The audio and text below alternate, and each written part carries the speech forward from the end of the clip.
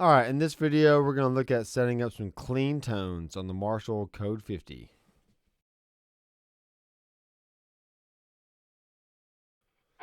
Alright, so first thing we got to do is get off this metal preset here. And see if there's anything that gets us in the ballpark. Alright, so here's a preset called Delay for U2. Possibly some kind of U2 song, I would imagine. But let's see if we can't dial this in a little bit to our liking. So let's go to amp. And it's on American Clean, which is fine. Okay, let's just stick with that. CL American. Okay, here we go.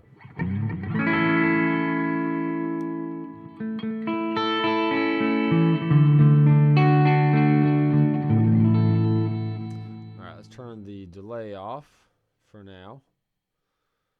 And let's turn the reverb off so we can hear what kind of tone we're working with. It's a good basic tone there. Let's mess with the settings a little bit. Now at this point we can decide, do we want squeaky clean or do we want just the edge or breakup kind of clean? So let's see what happens if we start cranking this amp. Yeah, that's nice.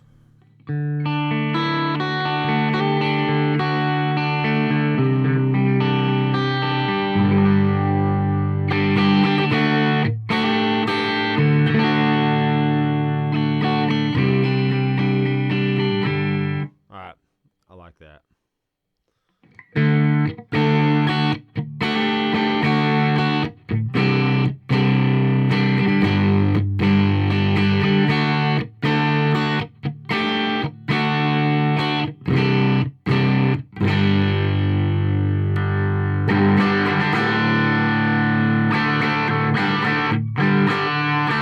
Alright, so let me give you my philosophy a little bit on clean tones. It's okay to have a squeaky clean sound if you have with that like a jazzy kind of thing. But typically if you're going to do any kind of country, blues, or rock, it's okay to have a little bit of push on your clean tone. So that way when you play lightly, it's clean. And then when you dig in, it's going to grit up a little bit. So for example, I have it on my middle position. So it has the neck and the bridge pickups. And it stays pretty clean at this point. But if I kick it over to just the bridge,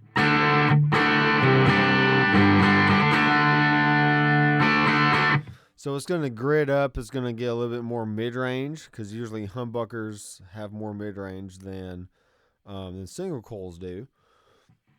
And yeah, that sounds pretty good. So let's bring up the treble a little bit. Here comes treble. Let's bring up the mids. Let's roll off the bass just a tad.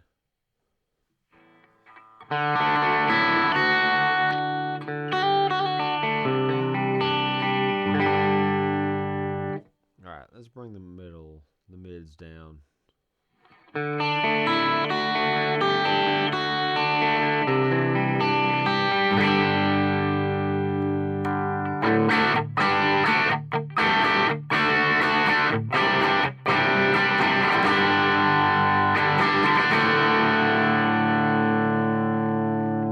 Very cool. All right, let's work with the gain, a little bit lower setting.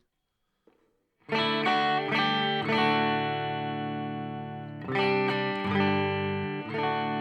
right, this is another thing that I notice with gain and bass. The more gain you have, the less bass you need.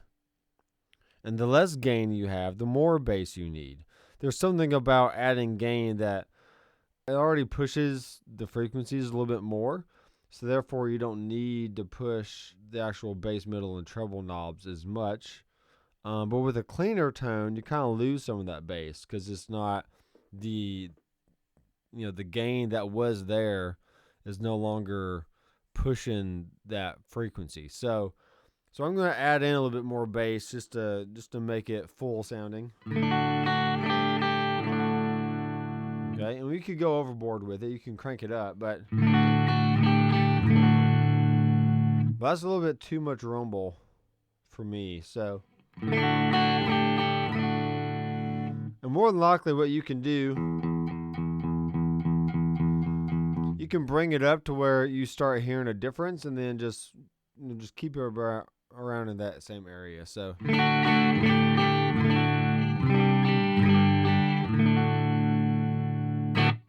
All right, that's a great clean tone there. All right, so the pre-effects is our compressor. And not sure what it's doing at this point.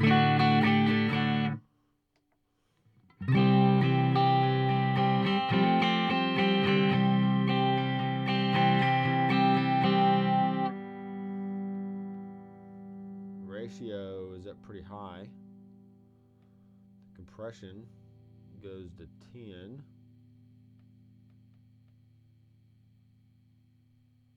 Let's see.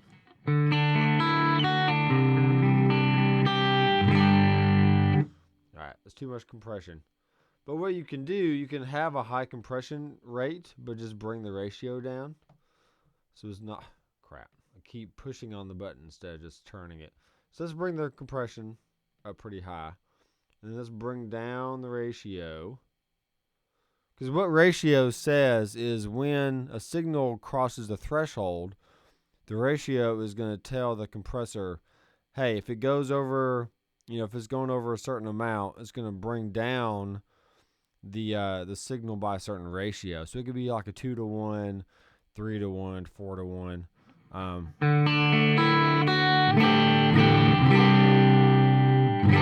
And so on. So let's say this is on, I'm going to assume this is like a 2-to-1 ratio kind of thing.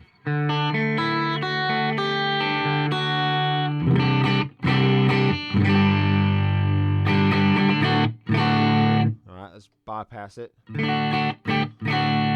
Okay, and the thing that can happen with compressors is if you bring that level up, it's going to start driving the front end of the amp a little bit harder. So you may want to watch that if you don't want, if you still want a good clean tone, but not have the compressor also drive the amp. So. All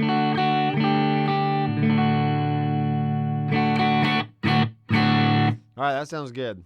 I'm okay with that. So let's move over to reverb, and let's press and hold on the reverb, and let's make it a good spring reverb.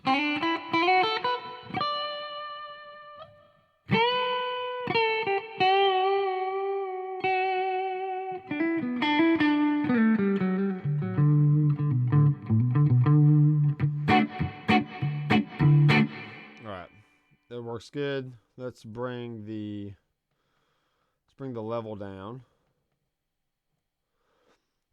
Because like I said in my other video, I like the level to be around 30% or so. So that way I get a good dry tone, but you hear just a little bit of the wetness behind it.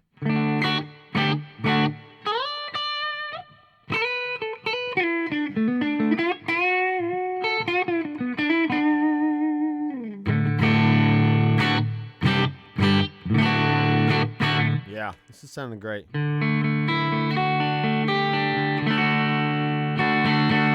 So this is the kind of tone that I would normally have if I were using external pedals to the front end of this amp. Because this amp does not have an effects loop, I can't put delay and reverb after the preamp section. I have to run everything to the input of the amp. So it's not a huge deal breaker. It's just the way it is.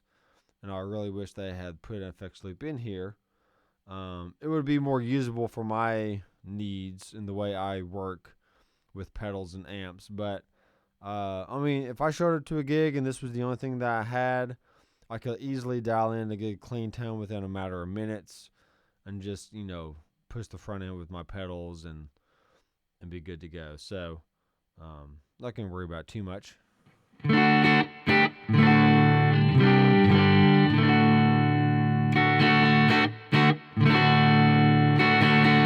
Alright, that's great. Let's go reverb. Let's kick in some delay. And we have a studio delay and a vintage and a multi and a reverse. All right, let's just stick with studio. Okay. And with time, I'm not seeing anything in here about like subdivisions. Unless there's a decent delay. Now, my go-to, a good overall delay time is like around 600 milliseconds. Yeah.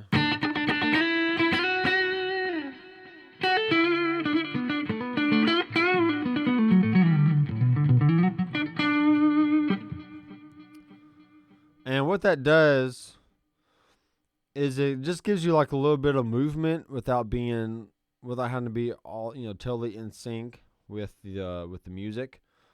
It's pretty good just for like basic lead tone kind of stuff. Think about maybe like a Pink Floyd kind of thing, where like I don't really remember his delays being in time with the music.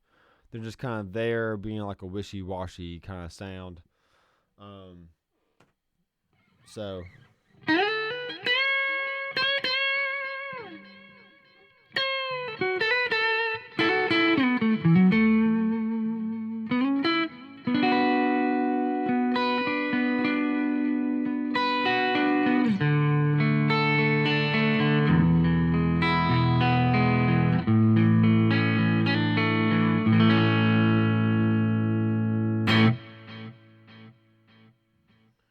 And that feedback is still up way too much. There we go. Let's bring the frequency down. So the frequency is going to make it a little bit darker.